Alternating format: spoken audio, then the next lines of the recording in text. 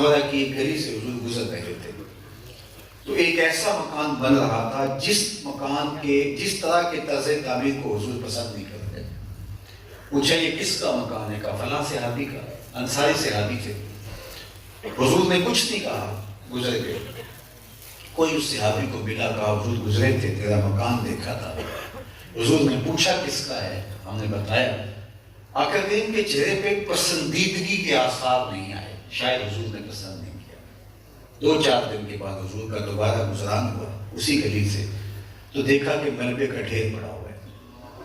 تو اس انصاری صحابی کو بلایا، کہا کہ میں گزرا تھا، تیرا مکان دیکھا تھا، لیکن آج میں کیا دیکھ رہا ہوں؟ ملبے کا ڈھیر ہے۔ کہا حضور میں نے گرا دیا۔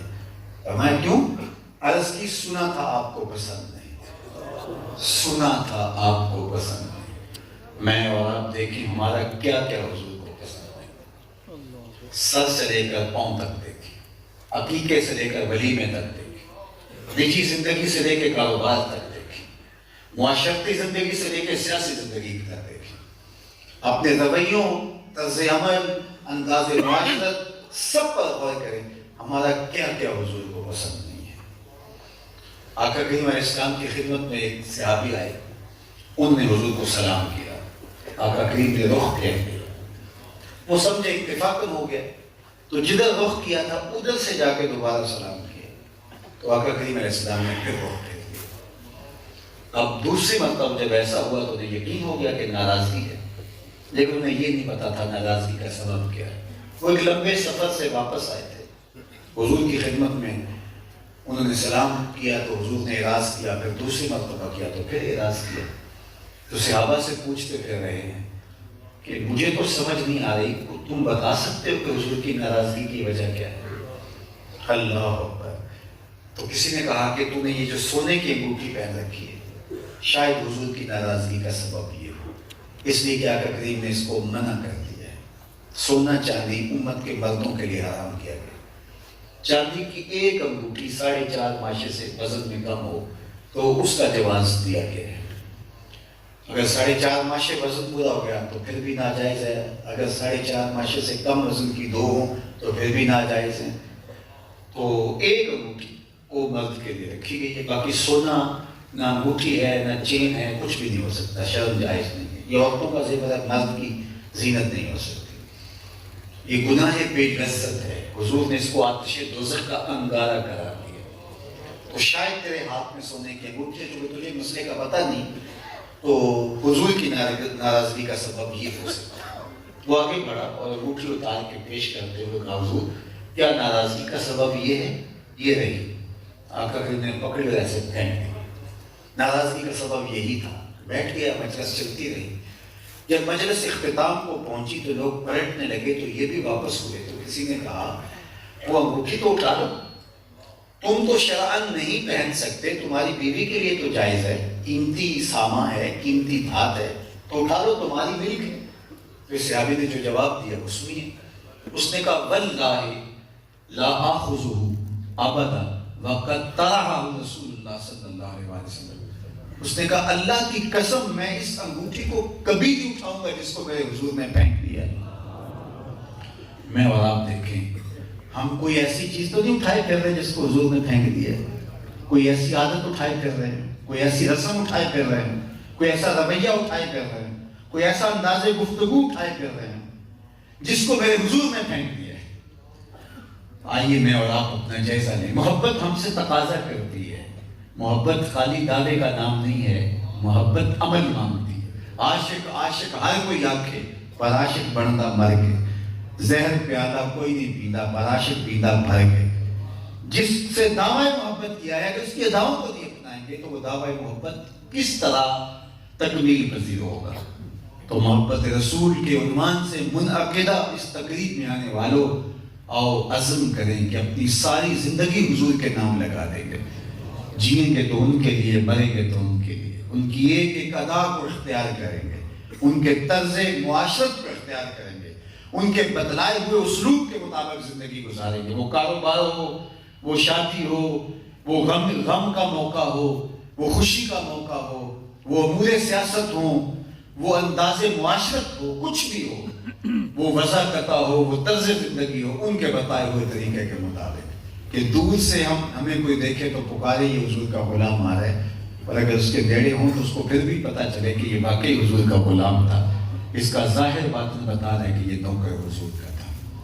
باقی زندگی ہم اپنی خواہش سے گزاریں، اور کبھی جز وقتی فرصت کے اندر ہم محبت کا اظہار کر دیں، نعرے بھی لگا دیں، عقیدتوں کا اظہار بھی کر دیں، وہ ایک ابریا کرے، لیکن محبت جز وقتی نہیں ہے، محبت ہمہ وقتی ہے۔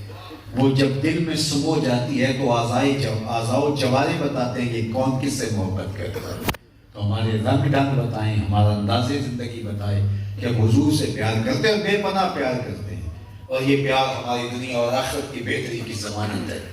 خوش نصیب لوگوں، آپ حضور علیہ السلام کی غلامی اور حضور علیہ السلام کی نوکری کا اعزاز پائے ہوئے ہو۔ اللہ تعالی ہم سب کو اس کی توفیق نصیب کرے اور اپنی عنایتوں کا حظ وافر نصیب کرے۔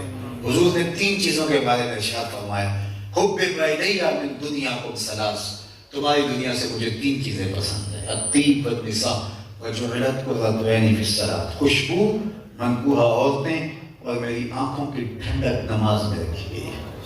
اپنے بدن کو ستھرا رکھنا، خوشبو لگانا، اللہ اکبر، یہ حضور نے بتایا اور فرمایا کہ النساء، خواتین، اپنی بیویوں سے، منکوحہ عورتوں سے ٹوٹ کے پیار کیا جائے تاکہ خیال نہ بھٹکے، سوچوں میں آوازگی پیدا نہ ہو اور گھر کا ماحول خوبصورت ہو۔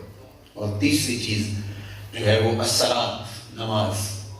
میرے بزرگ فرمایا کرتے تھے سونے سے پہلے 5 چغلیاں بھی گر لیا کرو اور 5 نمازیں بھی گر لیا کرو۔ اگر نمازیں پوری ہیں تو اللہ کا شکر ادا کیا کرو۔ خوش نصیب ہیں وہ لوگ جن کو 5 گانا سجدے کی توفیق ملتی ہے، ورنہ صبح چڑیاں بھی رب کی تسبیح بول رہی ہوتی، وہ کتنا بد نصیب ہوتا ہے جو نیند کے خراٹوں میں ہوتا ہے۔ جب پرندے چہچہا کر کے تقدیس کے ترانے پڑھ رہے ہوتے ہیں، اشرف المخلوقات اگر غفلت کی نیند سویا ہو تو افسوس ہے اس کے اوپر، توف ہے اس کے اوپر کہ وہ گھڑیاں ضائع کر دے۔ جب پرندے بھی تقدیس کے ترانے پڑھ رہے ہوتے ہیں اور تسبیح رب کی بول رہے ہوتے ہیں، جب مچھلیاں بھی پانی میں رب کی تقدیس کے ترانے پڑھ رہی ہوتی ہیں، جب اشجار بھی جھوم جھوم کے رب کی تقدیس کے ترانے گا رہے ہوتے ہیں، تو اشرف المخلوقات اور نیند کے خراٹوں میں ہو تو یہ کتنی بد نصیبی۔ میرے والد گرامی علیہ رحمہ سے کسی نے کہا حضرت نماز پڑھنا چاہتا ہوں لیکن کیا کروں، جاگ نہیں آتی۔ تو فرمانے لگے گا ارادہ پکا ہو تو نیند نہیں آتی۔ تم کہتے ہو جاگ نہیں آتی، اگر تمہارا ارادہ عزم پکا ہے تو نیند نہیں آتی، بار بار اٹھتے ہیں کہیں نماز نہ چلی جائے۔ یہ تو آپ صبح کچہری جانا ہو تو جاگ آ جاتی ہے، صبح سبزی منڈی جانا ہو تو جاگ آ جاتی ہے، نماز کے لیے جاگ نہیں آتی۔ کہا کہ ارادہ ہی پختہ نہیں ہے۔ اے بلبل شوریدہ تیرا نغمہ خام ہے ابھی، اے بلبل شوریدہ تیرا نغمہ خام ہے ابھی، اپنے سینے میں کچھ اور دیر سے تھام، ابھی تیری محبت کچی، ابھی پختہ نہیں ہوئی۔ اگر پختہ ہوگی تو کیسے ہو سکتا ہے، ممکن ہی نہیں ہے۔ کسی نے کہا جی نماز تو پڑھنا چاہتا ہوں میرے کپڑے پاک نہیں رہتے۔ بے نمازی کی یہ بہت بڑا بہانہ ہوتا ہے، کپڑے ہی پاک نہیں رہتے۔ تو بزرگ فرمانے لگے تو اس کے حضور جھکنا تو سیکھ، وہ کپڑے بھی پاک کر دے گا، دل بھی پاک کر دے گا، ستھرائیاں دے گا، پاکیزگیاں دے دے گا۔ کتنا مصفہ شخص ہوتا ہے جس کو 5 گانا سجدے کی توفیق رب دیتا ہے، اور وہ کتنا بدبخت ہوتا ہے۔ کچھ لوگ کہتے ہیں میں نہیں پڑھتا نماز، اور تو کون ہے نہ پڑھنے والا، تھا بلاتا ہی نہیں اپنی دہلیز پہ۔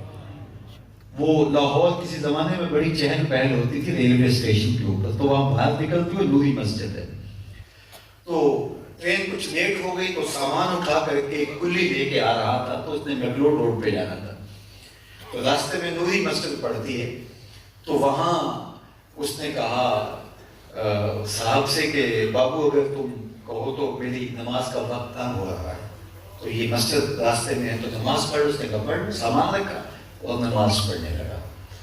بابا جی کی عادت تھی کہ نماز خشوع و خضوع کے ساتھ پڑھتے تھے تو وقت تھوڑا زیادہ لگ گیا، تو وہ بابو جو مالک تھا سامان کا، تو وہ بار بار وہ جوتوں والی جگہ پہ آ کے جھانک کے دیکھتا ہے، اور بابا جی ابھی رکوع میں ہیں، ابھی قیام میں ہیں، ابھی سجدے میں ہیں، ابھی تشہد میں ہیں۔ خیر بابا جی نے سلام کیا تو تسبیحات فاطمہ پڑھنے لگے، تو اب اس کو بڑا غصہ آیا، پہلے بڑا وقت ہو گیا تو اندر کر کے وہاں ٹوٹیوں والی جگہ پہ یا وہ جوتوں والی جگہ پہ کھڑے ہو گئے، تو اپنے پنجابی لہجے میں کہتا بابا آپ ہی جلاتے تو کیڑی شے باہر نہیں آن دیندی، کہ بابے نے مسکرا کے کیا پتر جڑی